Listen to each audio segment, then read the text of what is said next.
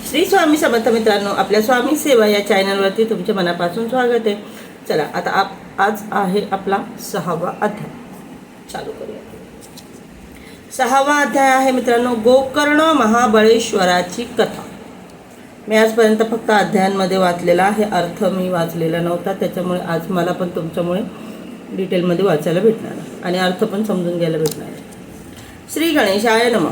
नामधारक म्हणाले, महाराज, श्रीपाद श्री वल्लभांनी कोणत्या उद्देशाने तीर्थयात्रा केली, ते गोकर्ण क्षेत्री का गेले? सिद्ध म्हणाले, शिष्योत्तम दत्तात्रयाचा श्रीपाद अवतार भक्तांना उपदेश करून त्यांना आध्यात्मिक दीक्षा देऊन त्यांचा उद्धार करण्यासाठीच झाला होता। तीर्थक्षेत्रे ही आध्यात्मिक केंद्रच असतात। अशा पवित्र ठिकाणी उपदेश केल्याने व दीक्षा दिल्याने अधिक चांगला प्रभाव पडतो, म्हणून श्रीपाद श्री वल्लभ लोककल्याणार्थ तीर्थयात्रा करत होते। अनेक तीर्थे असली तरी गोकर्ण क्षेत्राचे महात्म्य अत्यंत थोर आहे। तिथे भगवान शंकर आत्मलिंग रूपाने नित्य अधिष्ठित आहेत। ते शिवशक्तीचे एकत्रित पीठ असल्यामुळे जास्त पवित्र आहे। ते जीवाला शिवत्वाकडे नेणारे अतिप्राचीन स्थान आहे।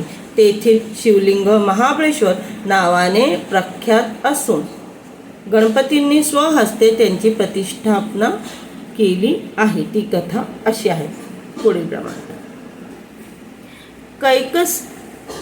कैकसी या रावणाच्या मातोश्री त्या शिवपूजन केल्याशिवाय अन्न ग्रहण करत नसत। एके दिवशी त्यांना पूजेसाठी शिवलिंग मिळाले नाही, म्हणून त्यांनी वाळूची पिंडी तयार करून तिची पूजा केली। ते पाहून रावणांना कमीपणा वाटला। माताजी, मी तुम्हाला शिवजीसह कैलास पर्वतच लंकेला आणून देतो, अशी घोर प्रतिज्ञा करून ते कैलासापाशी गेले आणि आपल्या 20 हातांनी तो पर्वत गदागदा हलवू लागले।